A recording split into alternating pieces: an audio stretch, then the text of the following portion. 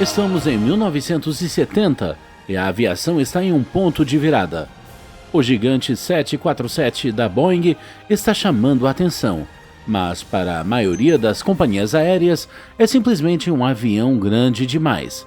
Muitos assentos, muito combustível, muito risco.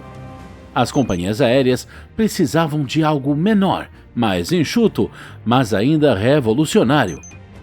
A McDonnell Douglas prometeu exatamente isso. O DC-10 traria o conforto de fuselagem larga, 3 motores potentes e custos operacionais menores. Foi apresentado como o jato que superaria a Boeing e esmagaria o rival TriStar da Lockheed. Isso deveria ser a grande conquista da McDonnell Douglas. Em vez disso, virou um dos casos mais sombrios de aviso na aviação. Esta é a história do DC-10, o jato que prometeu tudo, entregou tragédia e mudou os céus para sempre. A história começa em 1967. O Boeing 747 está prestes a estrear e o mundo está assistindo. Um gigante que pode transportar 400 passageiros, mas a um custo surpreendente. As companhias aéreas estão céticas. A maioria olha para o 747 e pensa a mesma coisa. Precisamos de algo menor. A corrida para construir a fuselagem larga perfeita está em andamento, maior que uma fuselagem estreita, mas muito mais eficiente que o 747. 2 principais concorrentes surgem, a Lockheed com seu elegante L-1011 TriStar e a McDonnell Douglas com o DC-10.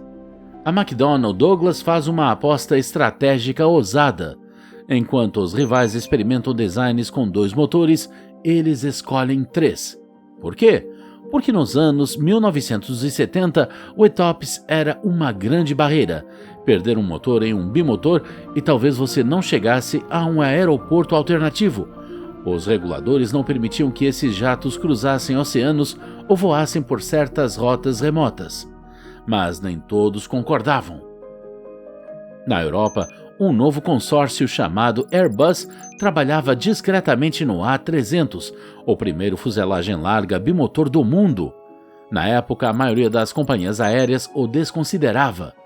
Com as restrições do ETOPS em vigor, um jato de 2 motores parecia um beco sem saída para voos de longa distância, mas a longo prazo provaria ser o caminho a seguir. Para a McDonnell Douglas, 3 motores eram o ponto ideal. Redundância suficiente para voar quase em qualquer lugar, mas ainda mais eficiente que um jumbo de 4 motores. O trijato DC-10 prometia o santo grau. Consumo de combustível menor que o do 747, mais alcance que um bimotor, e liberdade para servir quase qualquer rota na Terra. Para as companhias aéreas era perfeito. A American Airlines foi a cliente pioneira, encomendando 25 DC-10 para rotas transcontinentais. A United seguiu rapidamente com 30, a Continental com 15. Essas não eram apenas compras, eram apostas no futuro da aviação. A McDonnell Douglas se moveu em ritmo acelerado. Do pedido inicial da American em 1967 ao primeiro voo em 1970 e ao serviço de passageiros em 1971, apenas 4 anos. Esse cronograma agressivo pressionou enormemente a Boeing e forçou a Lockheed a apressar seu concorrente TriStar. E aqui vai um detalhe que a maioria das pessoas perde: o compartimento de carga do DC-10.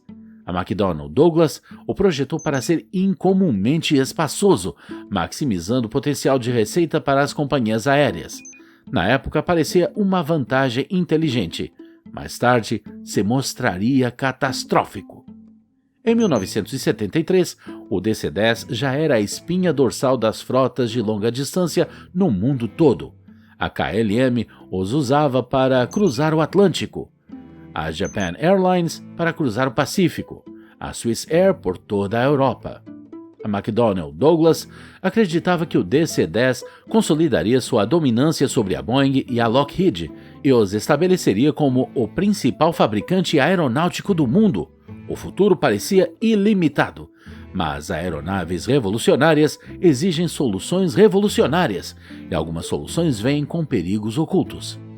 A maioria das portas de carga de aeronaves abre para dentro, sendo mantidas fechadas pela pressão da cabine.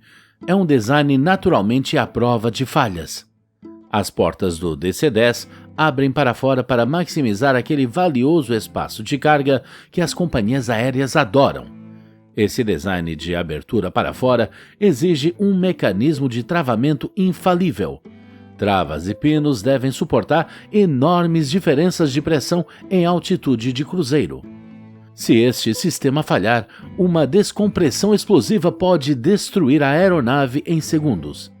Entra em cena Dan Applegate.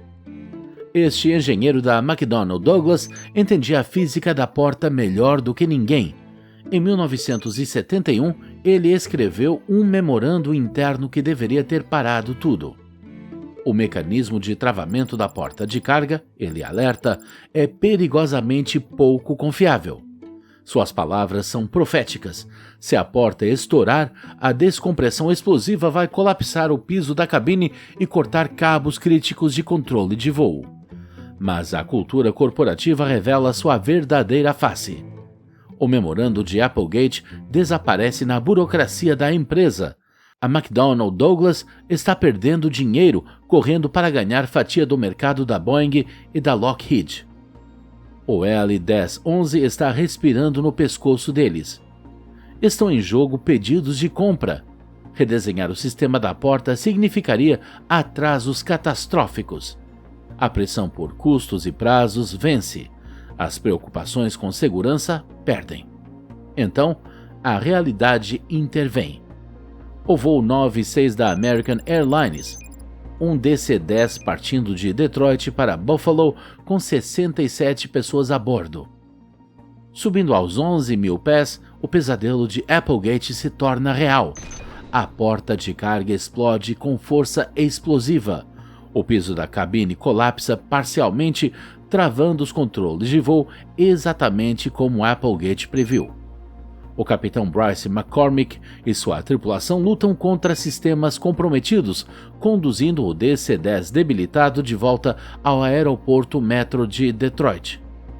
Sua habilidade no comando salva cada vida a bordo. A NTSB investiga e confirma o óbvio. O mecanismo de trava da porta de carga falhou de forma catastrófica. Isso deveria ter provocado mudanças imediatas no design de toda a frota do DC-10. Em vez disso, a McDonnell Douglas implementa o que chama de correções. Instalam pequenas janelas de visualização para que as equipes em terra possam espiar e conferir se as portas estão devidamente travadas. Reforçam válvulas de ventilação e emitem boletins consultivos. Mas são sugestões, não obrigações. A falha fundamental apontada por Applegate permanece inalterada. Por quase 2 anos, centenas de DC-10 continuam voando com essa vulnerabilidade conhecida. As companhias aéreas fazem inspeções. As tripulações conferem as janelinhas. Mas o defeito de design subjacente continua exatamente o mesmo. A indústria da aviação está jogando roleta russa a 11.500 metros de altitude. E em algum lugar do mundo, outra porta de carga de DC-10 está esperando para falhar. 3 de março de 1974. O voo 981 da Turkish Airlines recua do aeroporto de Paris-Orly em uma manhã de domingo. A bordo estão 346 passageiros e tripulação. O voo teve origem em Istambul e estava programado para continuar até seu destino final, Londres, com Paris como parada planejada ao longo do caminho, uma prática comum na época. Deveria ser um voo rotineiro de 90 minutos. No compartimento de carga, um membro da equipe terrestre da Turkish Airlines luta com o complexo mecanismo da porta do DC-10. As trancas parecem fechadas. A janela de visualização parece normal, mas os pinos de travamento estão levemente desalinhados. É exatamente o cenário que Dan Applegate alertou 3 anos antes. O voo 981 sobe normalmente pelo espaço aéreo francês. 13 minutos após a decolagem a 7.000 metros, a física entra em ação. A diferença de pressão supera as trancas desalinhadas. A porta de carga explode para fora na corrente de ar. Diferente do colapso parcial do piso do voo 96, essa falha é total. O piso da cabine desaba para baixo, cortando linhas hidráulicas, cabos de controle de voo e sistemas elétricos. Os pilotos perdem todos os comandos. O DC-10 se torna um projétil incontrolável. 6 minutos depois, o voo 981 impacta a floresta de Hermenonville, na França.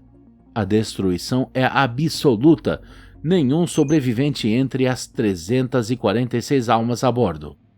Na época, é o acidente aéreo mais mortal da história.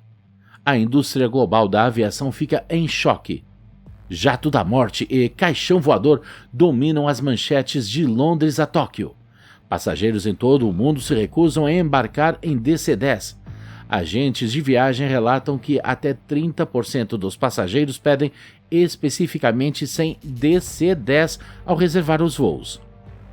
Algumas companhias aéreas começam a se referir discretamente aos DC-10 apenas pelo número do voo nos anúncios, evitando mencionar o tipo da aeronave.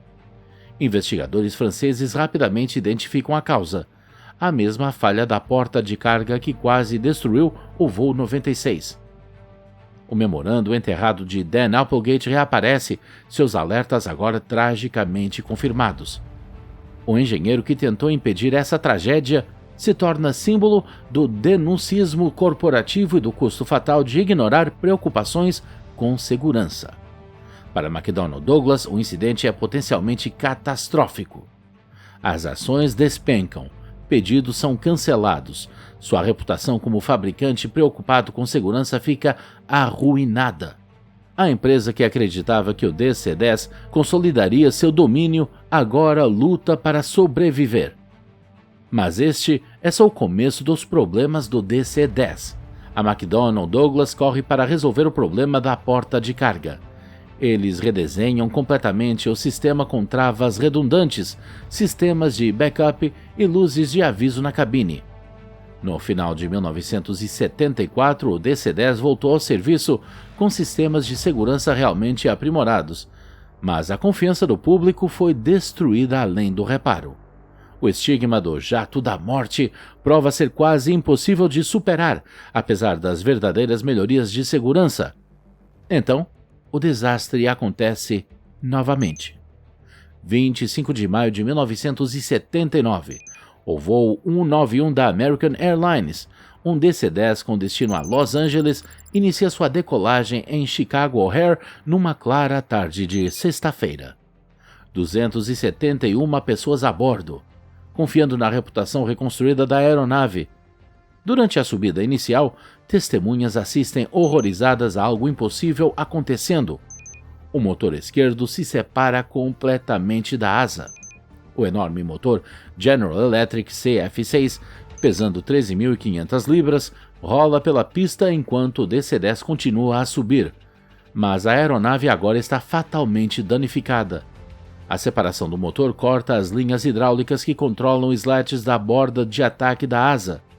Na asa esquerda danificada, os slats retraem enquanto os slats da asa direita permanecem estendidos. Isso cria um desequilíbrio aerodinâmico catastrófico. O DC-10 inclina para a esquerda, estola e gira de cabeça para baixo. 31 segundos após a separação do motor, o voo 191 cai em um campo aberto próximo ao aeroporto. Todos os 271 a bordo morrem, além de 2 pessoas no chão. Tornou-se o acidente de aviação mais mortal da história dos Estados Unidos da América, um recorde sombrio que mantém até hoje. A investigação revelou que a American Airlines usou um atalho não autorizado na manutenção. Engenheiros de manutenção removeram o motor e o pilar como uma única unidade com um empilhador, em vez de seguir os procedimentos corretos. Esse método, que economizou tempo, criou microfissuras que levaram à falha estrutural catastrófica.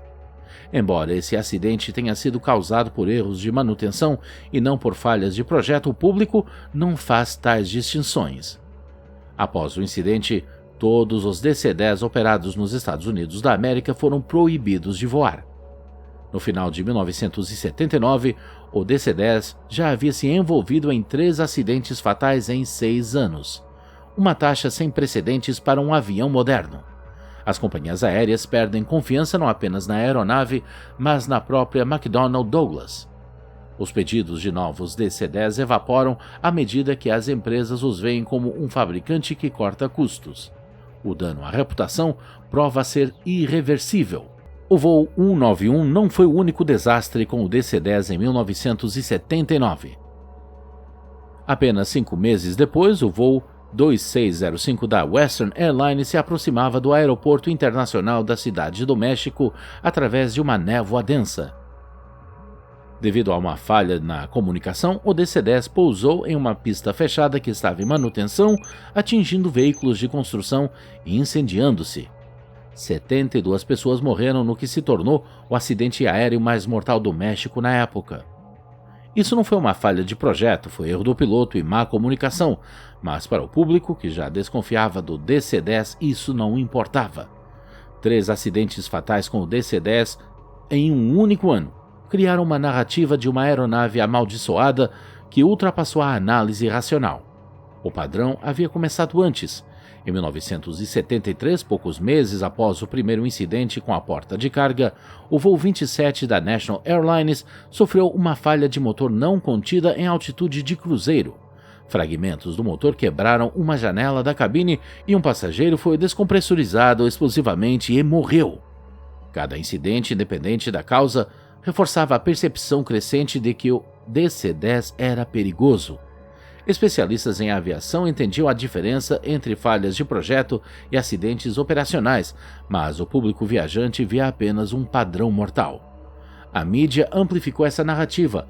Cada incidente com o DC-10 recebeu uma cobertura desproporcional comparada a acidentes semelhantes envolvendo outros tipos de aeronaves.